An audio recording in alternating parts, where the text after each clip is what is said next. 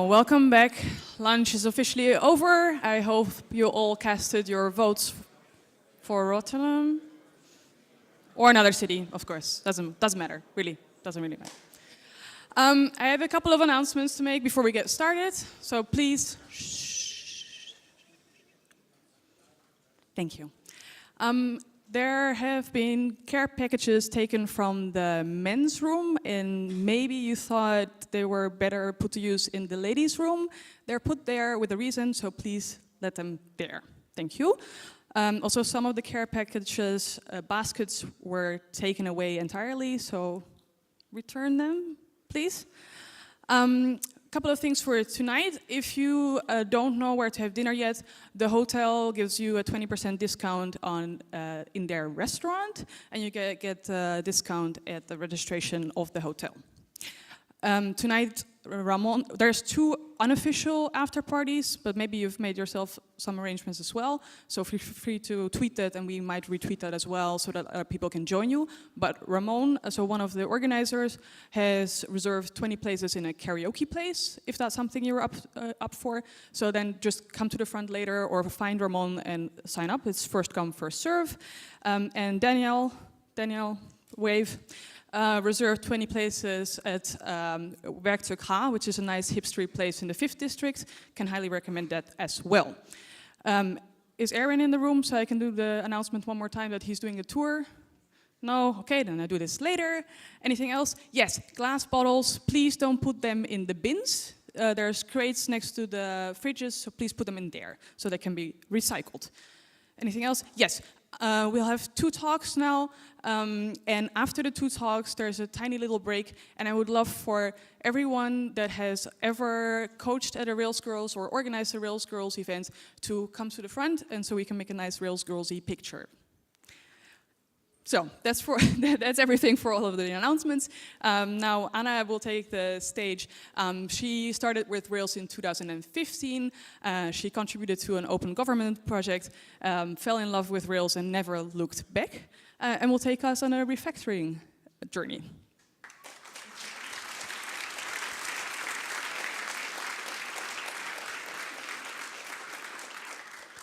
Hi everybody, I'm Anna. I'm going to speak about refactoring in Ruby. This year, Ruby and I are turning 25.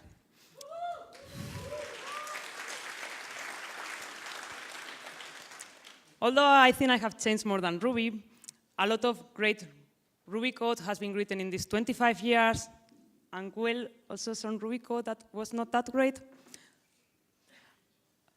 But the purpose of my talk is not to criticize any horrible code. It's also not to show you the most impressive refactoring ever, but more to speak about my experience and what I learned while refactoring some Ruby code. So before going to concrete examples, allow me to introduce the project in which I'm working, where I took most of the examples of. It is a really old Rails application, so old that it was started in 2005, before the first Rails release. So just to give you an idea how old the project is, this is how I used to look like at that point. And from when I was 12, my parents only took pictures from me if I was dressed up, so I could just choose between the clock and the cooker. I will better change the slide before you start making pictures. So the project in which I'm working is called Open Build Service, commonly abbreviated as OBS. So from now on, I'm going to speak a lot about OBS. So OBS is a system to build and distribute binary packages from sources. So it is an open source project. So basically, the open source packages are built there, but it can also be used for other distributions. It is open source. So you have in the middle of the slide the URL to GitHub. You also have the URL to the external instance, build.opensource.org. So you can give it a try if you feel like. It's completely free and open. And now that everybody's up to date, let's refactor some Ruby code. So the first example is what I like to call the scary comment. So this is real code from OBS. Introduced in 2011, the Node class. And as you are laughing, you already discovered the scary comment. Stay away from this.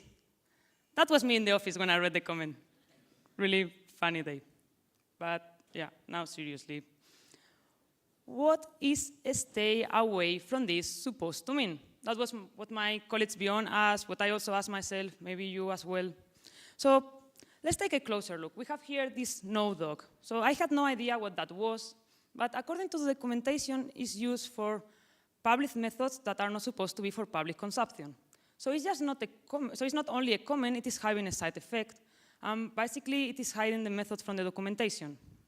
So taking into account the scary comment, the no-doc, and that it was not used outside the file, my first guess was, is this maybe private? But actually not. It was used in the equal method, and here we have all the .internal data. Private methods don't allow us to define the receiver, so it was not private, but that is exactly what protected was made for.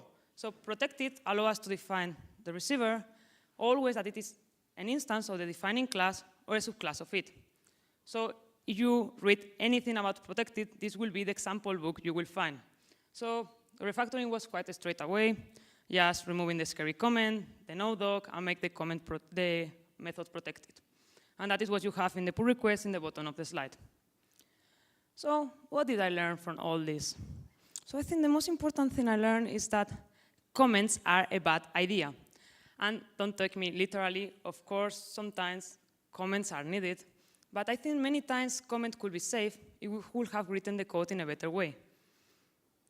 I also learned what no-doc is. I had no idea what it was before. I have only seen it once after in the Rails code for some methods that are actually public, but they don't want the user to rely on them so that they can change the specification from one release to another. And of course, after the scary comment, I will never forget what protected is exactly for. And now let's speak about how we are reusing code in OBS. So let's say we have some code to be reused, which uses two parameters. And let's say we want to call it twice, once for the parameters in the first line, and a second time for the parameters in the second line. I would say a reasonable way to do this will be defining a method and calling it twice. I think that is reasonable for everybody. But we also have the obvious way, much more fun. So that was what we had before. In OBS, we will define a hash with the first parameter as key and the second as value. We will iterate over the hash and put the code to be reused inside. That is already obfuscating the code a little bit. But I have more. We could also change the strings in the keys by symbols and convert them to a string afterwards. But I have more. We could also downcase the symbols and capitalize them inside the iteration. And now we have the obvious way. You may think I'm joking, but I'm sadly not. This is real code from OBS. It was also not a code introduced 10 years ago. It was introduced like last October by the team where I'm working. It is the Kiwi image model. And in the pull request you have in the bottom of the slide, I just wanted to refactor the code as I explained it, so removing this strange hash iteration and defining a method. But I was not the only one thinking about refactoring this code. My ex-colleague, Evan, who looked exactly as in the picture, yeah, I decorated him a little bit just to give you an idea how impressive he is. So he also wanted to refactor the code, and he did it in a much better way I had in mind. So you take a look what this code is doing. It is used for validations. And basically, the Kiwi image has nested objects, so it has repositories and packages. And we want that the Kiwi image is invalid if any of the nested objects is also invalid. So what my colleague Evan did was to move all the code related to the validation, to the nested validations, somewhere else, make it generic and reusable, and in the Kiwi image, he left just this code. Nest errors for package group packages, so basically if any package in any package group that belongs to the Kiwi image is invalid, the Kiwi image should be invalid as well. And nest error for repositories. So if any repository that belongs to the Kiwi image is invalid, the Kiwi image should also be invalid. And then I learned something really valuable from this. Sometimes it's not worthwhile to focus on really tiny details and something really small, and it's much better to go for something much more ambitious that actually makes a difference in your code and how you are developing your app. And the pull request in the bottom of the slide, I really encourage you to take a look because it's a really good pull request to learn from. And now let's speak about logical conditions. So again, some obvious code. Errors, so we are adding some errors, and we have here some logical conditions. So in the first line, we say add an error if both project nil and package nil are true. And in the second one, add an error instead if at least project nil or package nil are true. So basically, in the second line, we say that we want at least one of them to be true. And in the first one, that we don't want both of them to be true. So then, what we exactly want is that only one of them is true. And that is the exclusive OR it is sometimes called in hardware, logic, and mathematics, the XOR. So basically, it returns true if only both of them is true, and false if both of them are false or both of them are true. The refactoring was quite straightforward. The exclusive OR operator in Ruby is that one. And now the code is not only more readable and short, so it's not only short, also it's more readable. So now if we read it, it says add an error except if only project nil and package nil, so if only one of project nil and package nil is true. In other words, add an error except if only project or package, only one of them is nil. And that is exactly what we wanted to say. So then the code is really easy to understand. And that is what you have also in the pull request in the bottom of the slide. And I was not the only one that found this really smart, also my colleague Christian. So it was something like this, a really great moment. But I have to say my colleague Christian did not always agree with me. And that takes me to my next example, concat plus unique. So again, some code from OBS. And before going to the concat plus unique, I'm going to simplify the code a little bit. So we have here this if list package. And this is needed because, as you see on the top of the slide, we have defined the list as a hash with the curly brackets. And then if you access an element that is not in the hash, it will be nil, and concat with nil will break. So that's why we needed the if. But we could also define it like that. So in this case, if you access an element that is not in the hash defined, it will return an empty array, and an empty array with concat will work. So now we can focus on the concat plus unique. So architecture.concat list package, and afterwards architecture.unique. So basically, in the first line, we are adding the elements of the second array to the first, even if they were already there. And in the second line, we are removing repetitions. So actually, what we wanted to do is add the elements of the second array to the first, except if they were already there. And that is a union, in Ruby, the pipe operator. And now this only adds the elements of the second array to the first if they are not already there. And that is what I wanted to refactor in the pull request you have in the bottom of the slide. And I thought it was the best refactor I have ever done. So it was even better than before. So great day, dancing again. Until my colleague Christian reviewed the pull request. So in the pull request, I was actually implementing something else. And I did refactoring because it helped me for the implementation. And my colleague Christian said, why not leaving the concat? I find this pipe operator harder to understand than a concat. Party was over.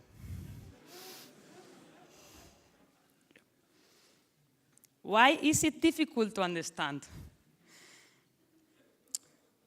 And this comment took us to a really long and not very nice discussions in both the pull request and in person. And I have to admit, at some point, I got angry. Yeah. But after that, I started thinking, if my colleague Christian, who has been written Ruby code much longer than me, says this is not clear, maybe it is because it's not clear. So I left the horrible concat plus unique there. I didn't refactor the code. But I kept thinking.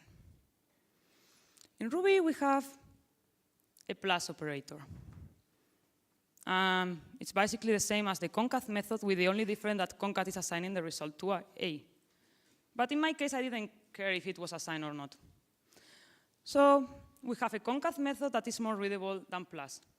It is also more efficient in the case of 3 or more elements, because plus is a binary operator. So basically, if you write A plus B plus C, it will do A plus B, and after that, result plus C, while concat can concatenate everything at once. So then, what will be the problem of having a pipe operator? So if we have already a pipe operator, what will be the problem of having a union method in Ruby? That will be more readable than the pipe operator. And in the case of 3 or more elements, it will also be more efficient. And not only that, it will be consistent with the already existing method concat in the Ruby array class. So then I went to the Ruby core, and after a while to find out where they track the issues, I opened a feature request, add union and different methods to array. And before continuing, some of you are falling asleep. I guess the party was great yesterday, so I will ask you to please stand up, everybody. The next speaker will get angry if I delay too much, so please stand up, everybody. The ones sleeping on the back also. Thanks. So it's good for your body. I'm going to be really fast, so please keep standing up. So we have 3 options to make the union of array 1, array 2, and array 3, and assign the result to array 1. Although union, it was not clear if we will need a bank or not, but we will leave this discussion for another moment. So we have 3 options to do this. The first one is using concat plus unique. Remember, concat will do the concatenation of the 3 arrays at the same time, and then we need to do the unique afterwards. The second option is a binary operator, the pipe, so it will do the union, but first for array 1 and array 2, and after that for array 3. And the last method, the union method, will manage to do the union of everything at the same time, so it's the most efficient of the 3. And now I'm going to ask you to vote, taking both efficiency and readability into account. So if you think that the concat plus unique is the best option of the 3, please sit down now. Okay, I saw only one person sitting down. If you think that option 2 is the best option of the 3, please sit down now. Some of you agree with me. Yeah. Okay, so that means that all the people that is standing up agree that the union will be the best option. So keep standing. I'm going to take a picture, and maybe.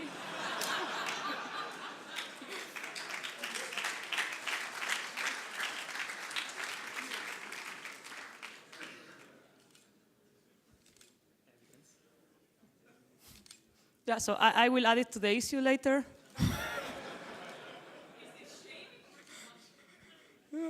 So thanks, you can now sit down again, keep sleeping.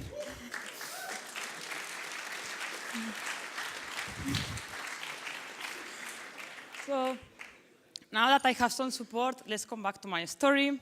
So I opened the feature request, but I thought the Ruby core, they are really busy people. So I also sent a pull request. And of course, it was horrible at the beginning. They criticized everything. But I made the changes they said. And at some point, I thought, this is now great. It's ready to merge. But they didn't answer. But again, the Ruby core, they are busy. So I thought, OK, I just have to wait. And I waited and waited. And I'm still waiting. Yeah.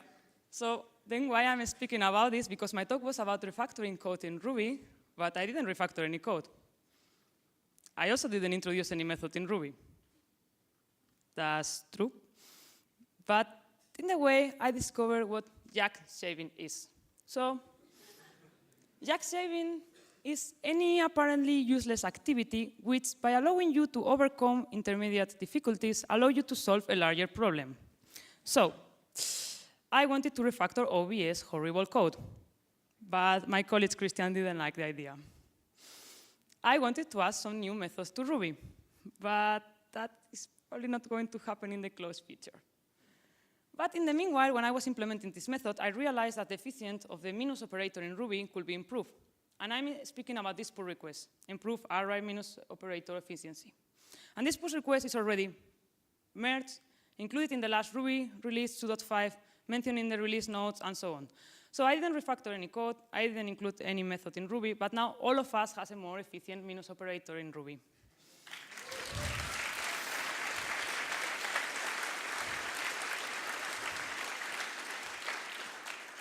So it was not that bad. And who knows, if I keep waiting, maybe they merge the pull request. But what did I learn with all this? Well, Ruby is using subversion. But Subversion is really old. But, oh, wait, because I'm as old as Ruby, maybe I'm also getting old. Now, seriously, what did I learn with all this? So, we work with people. And I'm saying this because the last pull request you said, the one that was merged, was actually not immediately merged. So, after 3 months, I think, after creating the pull request, I wrote one of the Ruby core maintainers and I said, what is the problem with my pull request? Why was this not merged? I didn't realize this was there and didn't need any discussion, and he merged it.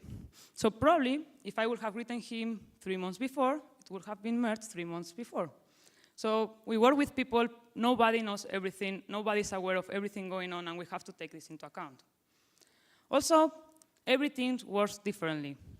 So the Ruby core work really, really different as OpenSUSE. We work in OpenSUSE and in some other open source project I contribute to.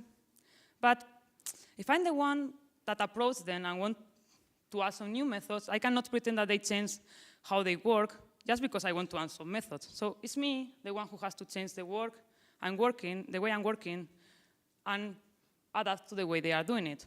And I think it's a good lesson to learn. And I also learned that I need to be more patient. That is one of the comments in one of the Ruby issues.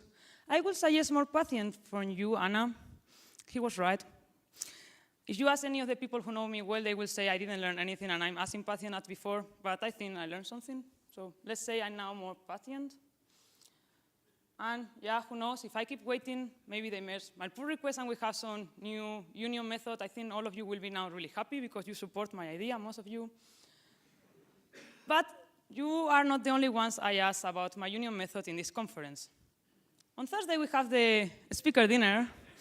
And I was with Matt, who is, by the way, really nice, as everybody says. And I thought he was just having dinner, so he has some free time to discuss about my pull request.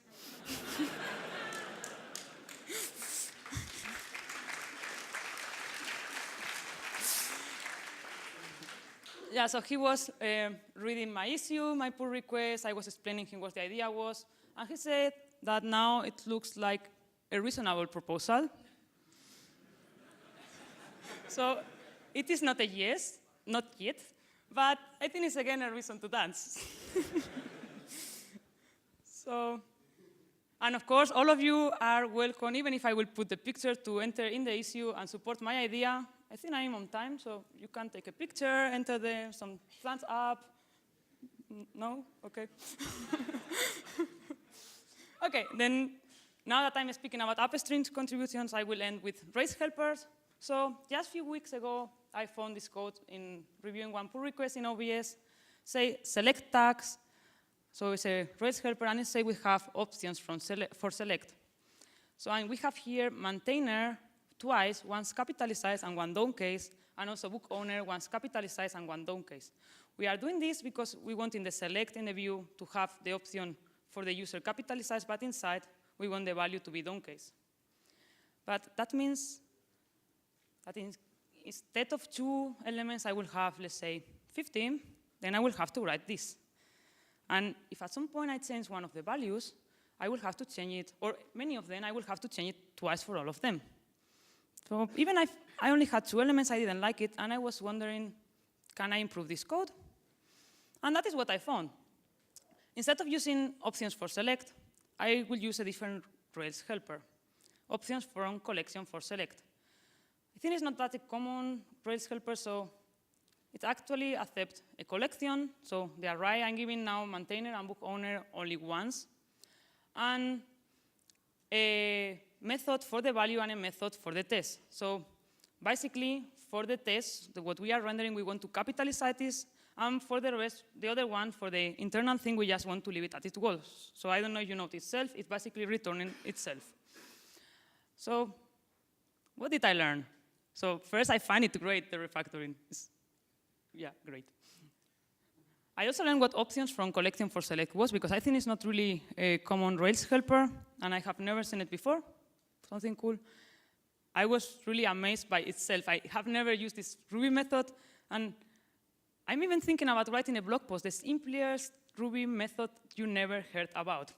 And it's actually really cool, because it has some practical uses. So For example, it can be used in a group by to group by the element itself, and it can also be used for chain methods. So it is also, it's defined in Ruby, but also in Rails. So I found it amazing, just an itself method that returns itself. But that's not all. Well, I was thinking what to put there, because I didn't know this itself method, and then, I mean, of course I could have put to a string, but I didn't want to convert it to a string. So conceptually, what I wanted to do is leave it as it was. So then I was thinking what I can put here, how I can make this cool. And then I took a look to the Rails code, and then I realized of something. You could put a private method here. So let me elaborate. Let's say we have a happy class, and we have a private method that has some super private information. And now let's say we use options from collection for select, but actually it will happen if you use other Rails helper. And then we put here the private method. Rails won't complain and will show this. So it will expose in your view your super private information. So Rails helpers are exposing private methods in the view. And that is what I reported in the issue you have app. Of course, I also sent an a pull request. And it's what actually really easy to solve, because they were just using send. If you just send it by public send, it is not allowed anymore. They decided that it was better to deprecate the methods instead of removing. So I don't know, that was merged on Tuesday or Wednesday. I guess they didn't release a new version of Rails yet, but whenever the new version will be there, if you keep using private methods in views, Rails will give you a warning. And so this time there is no angry cat or something. That was merged, worked pretty well. And I would like to finish my presentation encouraging you to get involved upstream. And I'm speaking about Ruby. Although it was really, really difficult to try to get involved in the Ruby development, I think it's really important that Ruby developers get involved in the Ruby development, because the Ruby core team is really, really amazingly technically good. So they are really, really good. They are also working really fast. But I think there are some concerns that only Ruby developers can raise. I also would like to encourage you to get involved in the Ruby gems and all the Ruby projects that we have out there, because if there is something great about Ruby, is the community of Ruby users.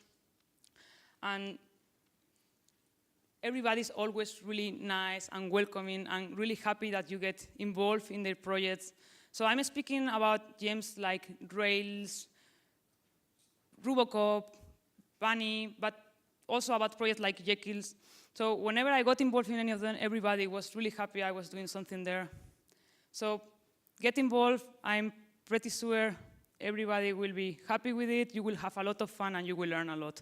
So thank you.